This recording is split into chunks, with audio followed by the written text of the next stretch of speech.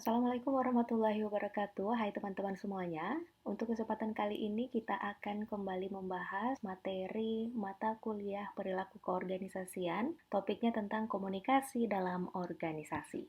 Jadi diawali dari definisi. Menurut Maxen and Glino tahun 2008, bahwa komunikasi ini merupakan penyampaian atau pertukaran informasi dari pengirim kepada penerima baik lisan, tertulis, maupun menggunakan alat komunikasi. Pertukaran informasi tersebut terjadi tak hanya dilakukan dalam bentuk lisan maupun tulisan oleh manusia, akan tetapi komunikasi yang terjadi dalam organisasi saat ini juga menggunakan komunikasi yang lebih canggih, apalagi kita sekarang berada dalam era kemajuan teknologi yang sungguh sangat pesat. Selain itu, komunikasi juga disebut sebagai ekspresi emosi untuk memenuhi kebutuhan sosial. Ekspresi emosi yang dimaksud adalah, seperti yang sudah kita pelajari kemarin, terdapat beberapa bagian baik emosi positif, emosi negatif, afeksi. Jadi kebutuhan sosial yang dimaksud adalah dengan melakukan komunikasi, kita berharap bahwa pemenuhan kebutuhan baik primer, sekunder, tersier kita sebagai manusia itu bisa tercukupi atau terpenuhi. Contoh, ketika kita sedang lapar, sebagai kebutuhan primer kita adalah makanan. Upaya kita adalah berkomunikasi, entah melakukan proses transaksi pembelanjaan secara langsung, misal kita datang ke pasar maupun secara online. Itu juga kita lakukan dengan menggunakan komunikasi sehingga kebutuhan dasar kita bisa terpenuhi. Begitu. Kemudian fungsi dari komunikasi. Terdapat 4 fungsi utama komunikasi menurut Wibowo pada tahun 2014. Yang pertama yaitu sebagai kontrol. Jadi, kita ambil contoh ketika berada dalam suatu perusahaan. Fungsi komunikasi dalam perusahaan atau organisasi tersebut jelas digunakan oleh pimpinan untuk melakukan controlling. Bagaimana caranya? Yaitu melakukan pemberian informasi kepada bawahan terkait dengan job description yang harus dilakukan dan juga melakukan evaluasi-evaluasi. Itu merupakan salah satu wujud dari controlling yang dilakukan oleh pemimpin kepada bawahannya. Kemudian, komunikasi juga memiliki fungsi untuk motivasi dengan menjelaskan kepada karyawan tentang apa yang harus dilaksanakan, kemudian pemberian informasi tentang mungkin reward, itu jelas mampu memberikan motivasi kepada karyawan atau anggota kelompok, anggota organisasi untuk bisa bekerja lebih maksimal.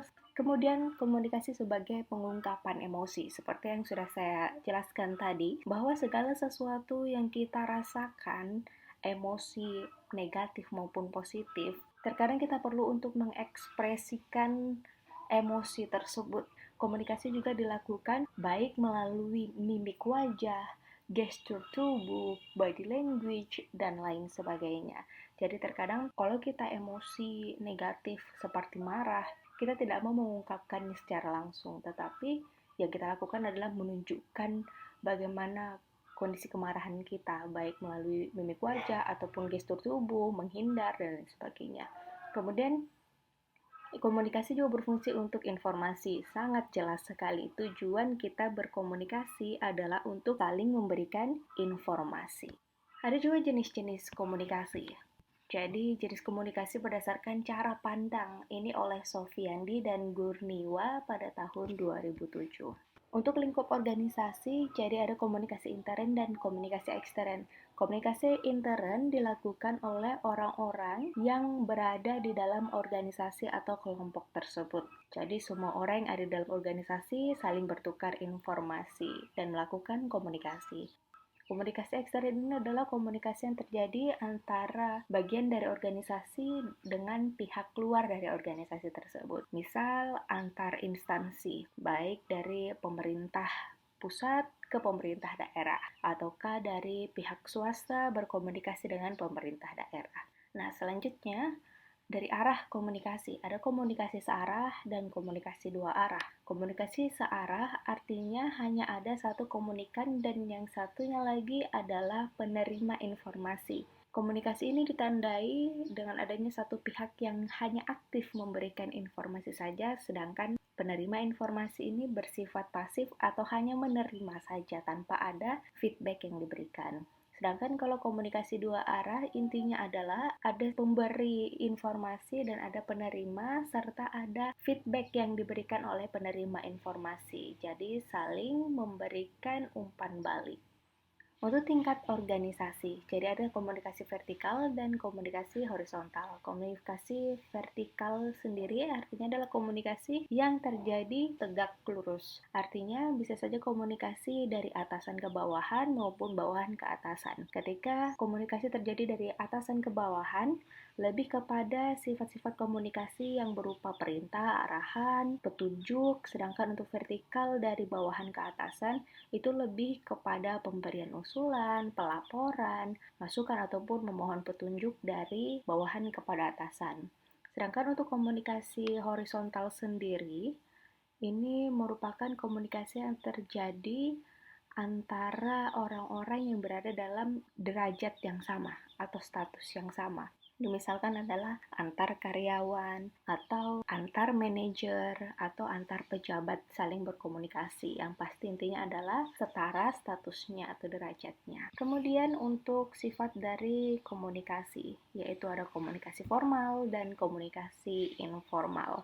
Kembali lagi di materi sebelumnya bahwa ada komunikasi formal, yaitu komunikasi yang melalui jalur atau saluran organisasi yang berkenaan dengan urusan-urusan organisasi yang secara resmi. Intinya adalah komunikasi yang terjadi pada organisasi formal. Sedangkan komunikasi informal itu jelas komunikasi yang terjadi di organisasi informal yang intinya adalah dia tanpa ada struktur, kemudian terjadinya organisasi itu karena ada interaksi yang kuat tanpa perlu adanya struktur organisasi dalam melakukan komunikasi. Kemudian pola komunikasi kelompok.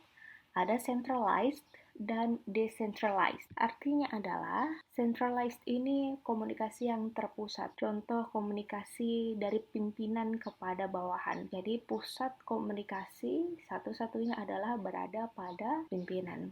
Sedangkan untuk komunikasi decentralized, jadi lebih kepada semua anggota kelompok bisa menjadi sumber komunikasi. Kemudian pengaruh pola terhadap perilaku manusia. Tadi pola komunikasi ada centralized dan decentralized, ada yang terpusat dan tersebar. Sekarang kita lihat nih bagaimana pengaruh pola tersebut terhadap perilaku manusia.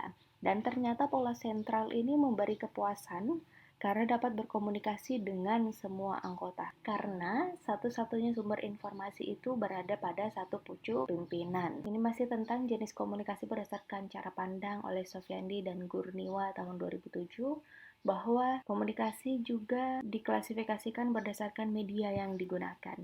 Ada media visual, audial, dan audiovisual. Artinya ada komunikasi menggunakan visual mata, indera penglihatan, bisa saja seperti surat, poster, gambar, flyer, dan semacamnya. Kemudian untuk audial, misal kita menggunakan media radio atau telepon, dan kalau untuk audio visual, kita menggunakan media video seperti yang saat ini media pembelajaran kita adalah audio visual.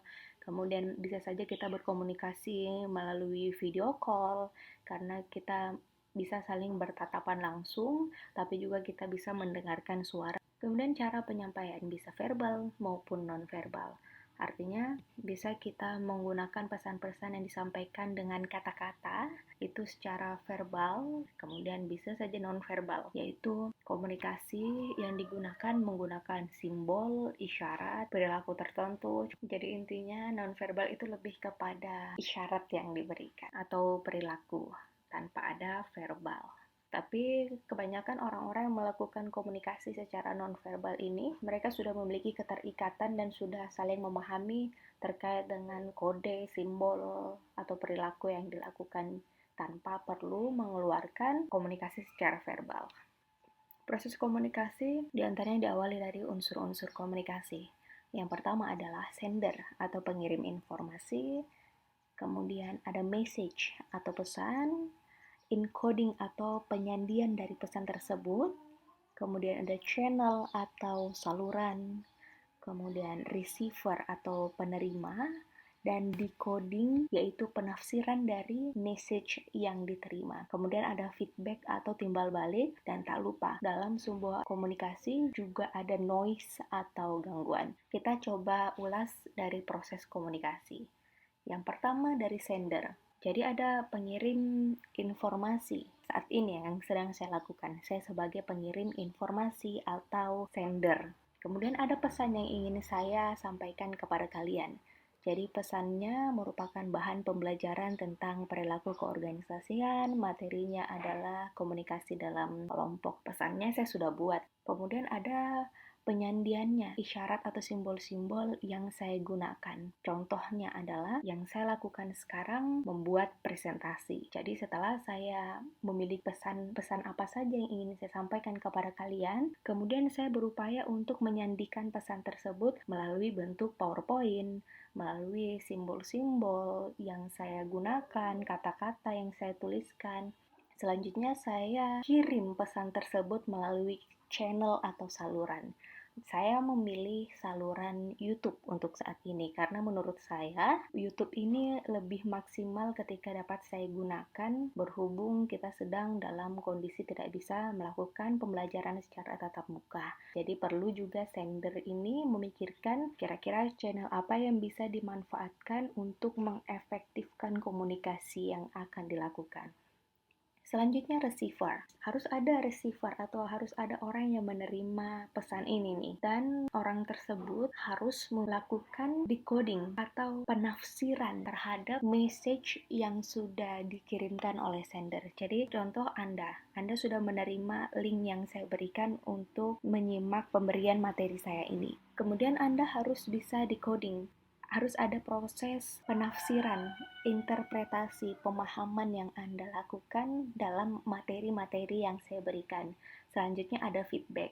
Itulah mengapa saya selalu menyampaikan kepada teman-teman apabila ada yang ingin ditanyakan, Anda langsung bisa mempertanyakan hal tersebut di WhatsApp grup masing-masing. Mengapa demikian? Karena saya ingin komunikasi pemberian materi ini berjalan dengan maksimal. Saya memberikan materi dan Anda bisa memberikan feedback secara langsung. Tapi jangan lupa bahwa dalam tahapan encoding, channel, and receiver, terkadang ada gangguan atau hambatan atau noise yang terjadi. Ada dimensi komunikasi. Yang pertama, dimensi vertikal, kemudian dimensi horizontal, dan dimensi eksternal. Jadi ini dimensi komunikasi menurut Ruslan pada tahun 2008. Hampir sama sebetulnya dengan contoh bentuk komunikasi yang tadi, bahwa ada dimensi vertikal berarti komunikasi yang terjadi di dalam suatu organisasi yang secara inline tegak lurus, baik dari atasan ke bawahan atau bawahan ke atasan. Kemudian horizontal, cara mendatar, komunikasi yang terjadi antar orang-orang yang berada dalam suatu status yang sejajar atau tingkatan yang sama. Kemudian dimensi eksternal berarti komunikasi yang dimensinya ini bukan hanya di dalam organisasi saja, tapi sudah cross line ke bagian eksternal dari organisasi tersebut. Komunikasi antar pribadi. Ini yang sangat menarik sekali ketika kita membahas tentang komunikasi antar pribadi. Saya mengambil satu konsep komunikasi antar pribadi yang terkenal dan saat ini pun masih banyak digunakan, yaitu Johari Window oleh Joseph Loft dan Harrington Ingham di tahun 1955. Memang ini sudah old school 1955, tapi karena dia grand theory, jadi masih bisa digunakan sampai saat ini. Kemudian, apa sih hal terpenting ketika kita melihat Johari Window ini? Yang terpenting adalah bagaimana kita melihat diri kita dan bagaimana kelompok kita ataupun orang lain melihat diri kita. Itulah mengapa di bagian atas ada self-solicit feedback dan group self-disclosure. Bagian atas atau self-solicit feedback itu bagian atas ada things I know dan yang bagian kanan ada things I don't know. Jadi ada ternyata kemudian di sebelah kiri atau bagaimana pandangan kelompok orang lain di bagian atas things they know. Kemudian di bagian bawah things they don't know. Yang pertama di bagian arena. Arena artinya adalah hal yang kita ketahui, things I know, dan juga orang lain ketahui atau things they know. Jadi ini komunikasi, ini adalah kombinasi antara apa yang sudah diketahui oleh diri kita dan juga diketahui oleh orang lain. Dan interpretasi dari bidang arena ini adalah bentuk komunikasi antar pribadi yang paling efektif. Kemudian setelah dari arena spot atau open area, ada visage atau ini ternyata isi informasinya adalah hal-hal yang kita ketahui tapi orang lain tidak ketahui. Terkadang informasi ini lebih kepada bagaimana penilaian kita terhadap atasan, pekerjaan, keuangan, keluarga, kesehatan, dan lain-lain. Jadi semuanya kita ketahui sendiri tanpa diketahui oleh orang lain. Kalau misal contoh di dalam komunikasi perusahaan, hanya bawahan saja yang mendapatkan informasi atau mengetahui informasi penting, sedangkan atasan tidak, nah itu justru juga menjadi blunder dan memberikan dampak negatif kepada perusahaan. Selanjutnya kita melangkah ke blind spot, di mana informasi yang berada dalam titik blind spot ini adalah things I don't know, tapi things they know. Untuk titik blind spot ini, orang lain memiliki informasi, contohnya memiliki informasi yang relevan tentang suatu hal, tetapi kita tidak punya nih informasi tersebut. Maka akibatnya komunikasi tidak dapat berlangsung dengan baik. Jika kita berada pada bidang gelap tersebut, komunikasi tidak dapat berlangsung secara efektif. Selanjutnya untuk titik yang paling terakhir. Selanjutnya untuk titik yang paling terakhir yaitu unknown spot, di mana things I don't know and then things they don't know too. Jadi, ada hal yang kita tidak ketahui dan juga orang lain tidak ketahui. Atau dengan kata lain adalah unconscious, di mana kita tidak mengetahui suatu hal dan juga orang lain tidak mengetahui tentang hal tersebut. Jadi ya benar-benar kosong terhadap satu informasi. Akan tetapi, jadi intinya adalah tidak ada informasi relevan yang diketahui baik diri kita maupun orang lain. Bagaimana caranya? Agar kita bisa mencapai titik arena adalah memperbanyak insight satu sama lain, memperbanyak informasi yang masuk satu sama lain. Kemudian komunikasi dalam kelompok. Ada variabel yang mempengaruhi frekuensi dan akurasi dalam komunikasi di kelompok. Yang pertama, kesempatan untuk berkomunikasi. Komunikasi ini dipengaruhi oleh kesempatan atau peluang seseorang dalam berkomunikasi. Misal di dalam suatu perusahaan, jika seorang manajer ingin meningkatkan komunikasi yang terjadi di dalam suatu kelompok, maka perlu ada perubahan-perubahan yang dilakukan.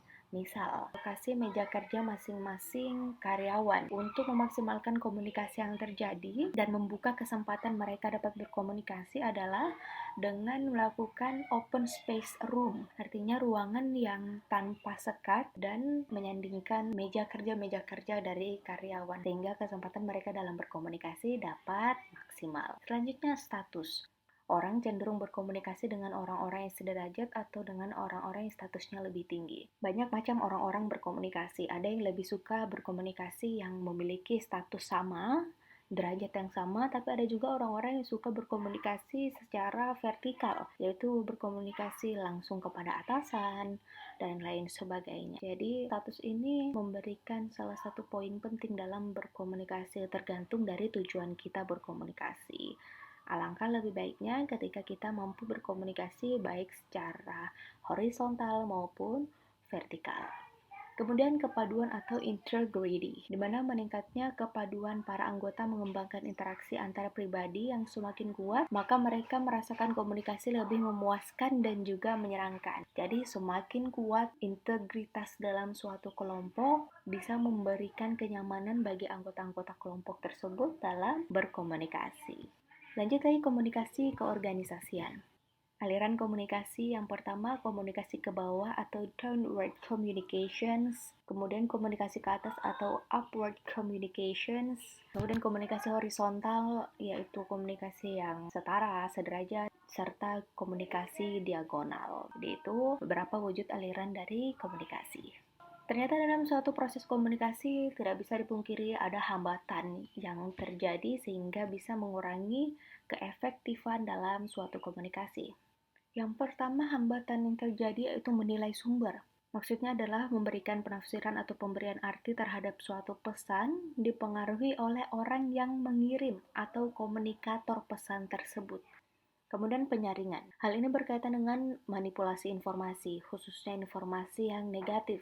Jadi penyaringan ini pada umumnya terjadi pada komunikasi dari bawah ke atas, di mana informasi yang tidak menyenangkan atasan ini harus dihilangkan. Apalagi sekarang dengan terbukanya era digitalisasi, semua informasi tersebar dengan mudah, berita hoax, fake news bisa kita dapatkan, tapi sebagai orang yang bijak kita harus mampu melakukan penyaringan informasi tersebut.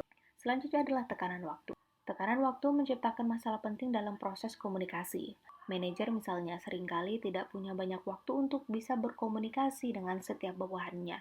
Padahal komunikasi ini sangat penting, terlepas dari komunikasi pekerjaan, tapi komunikasi untuk menciptakan bonding, ikatan antara atasan dan bawahan itu juga sangat penting. Selanjutnya adalah mendengarkan secara selektif. Mendengarkan permasalahan secara selektif merupakan bagian dari permasalahan besar persepsi seleksi, di mana orang cenderung hanya mendengarkan bagian tertentu saja dari informasi dan mengabaikan bagian yang lainnya dengan berbagai alasan. Terkadang kita tidak mau mendengarkan informasi secara komprehensif dan hanya menebak-tebak inti dari informasi tersebut. Tapi ternyata hal tersebut merupakan suatu kesalahan karena dikhawatirkan akan ada misleading dari informasi yang diberikan oleh pemberi informasi kepada penerima informasi. Masalah bahasa. Seringkali orang berpikir mereka berbicara dalam bahasa dan pengertian yang sama. Artinya, pemberi informasi merasa bahwa penerima informasi bisa memahami bahasa yang digunakan. Selanjutnya adalah bahasa kelompok. Biasanya kelompok-kelompok profesional ini mengembangkan istilah-istilah teknis yang hanya dapat dimengerti oleh kelompoknya saja. Misal, scientific yang banyak menggunakan bahasa istilah-istilah ilmiah yang tidak bisa diterima oleh masyarakat secara umum. Dan perbedaan kerangka acuan. Jika di antara orang-orang yang berkomunikasi tidak memiliki pengalaman yang sama, maka terkadang komunikasi ini dapat terganggu. Contoh, ketika kita berbicara kepada orang-orang yang mungkin memiliki tingkat pendidikan yang tinggi atau setara dengan kita, dibandingkan kita berbicara dengan orang-orang yang tidak memiliki pendidikan yang cukup tinggi. Jelas kita harus menggunakan tata bahasa yang berbeda, memastikan bahwa diksi-diksi yang kita pilih ini dapat dimengerti, sehingga informasi yang akan kita berikan ini bisa diterima secara maksimal. Selanjutnya yang terakhir adalah beban komunikasi yang berlebihan. Jika penerima mendapatkan informasi lebih dari yang kemungkinannya dapat mereka terima, ini justru bisa memberikan dampak negatif. Kita sudah membahas tentang hambatan-hambatan. Tentu kita membutuhkan cara-cara guna mengatasi hambatan komunikasi tersebut. Di antaranya adalah dengan cara meningkatkan umpan balik. Misal kita terkendala dalam hal bahasa, ketika kita sudah melakukan komunikasi, kita membutuhkan umpan balik dari penerima atau receiver informasi tersebut agar kita mengetahui apakah informasi kita sudah bisa diterima atau tidak, ataukah ada pertanyaan dari informasi yang kita berikan. Kemudian harus ada empati. Empati ini merupakan komunikasi yang dilakukan dengan berorientasi pada penerima. Komunikator atau orang pemberi informasi harus menempatkan dirinya sebagai penerima juga, sehingga proses penyandian, penggunaan bahasa, dan saluran disesuaikan dengan kondisi penerima. Dengan demikian pesan yang disampaikan akan dipahami dengan baik oleh penerimanya. Kemudian pengulangan. Cara efektif untuk meningkatkan efektivitas komunikasi adalah mengulangi pesan yang kita berikan. Pengulangan pesan bisa diartikan bahwa kita memberikan penegasan tentang inti-inti dari komunikasi tersebut. Dan selanjutnya menggunakan bahasa yang sederhana. Sekali lagi, kita harus memikirkan kemampuan penerima pesan. Kita tidak boleh menggunakan bahasa yang spesifik hanya diketahui beberapa orang saja ketika kita berkomunikasi dengan eksternal contohnya. Jadi, kita harus selalu berupaya menggunakan bahasa yang universal sehingga bisa diterima oleh semua orang. Contohnya adalah menggunakan bahasa-bahasa yang sederhana. Cara mengatasi masalah atau hambatan dalam komunikasi selanjutnya yaitu penentuan waktu yang efektif. Waktu yang efektif ini sangat penting untuk kita tentukan bersama. Kapan kiranya dapat melakukan komunikasi agar semuanya dapat berjalan secara maksimal dan efektif pemberian informasinya. Kemudian mendengarkan secara efektif. Meningkatkan komunikasi yang efektif dapat juga dilakukan dengan mendengarkan secara efektif. Komunikasi adalah masalah memahami dan juga dipahami. Terkadang pemberi pesan lupa untuk menjadi pendengar yang efektif pada saat proses umpan balik. padahal itu perlu dilakukan. Dan juga penerima pesan terkadang tidak menempatkan diri sebagai pendengar yang efektif pada saat pemberi pesan memberikan informasinya.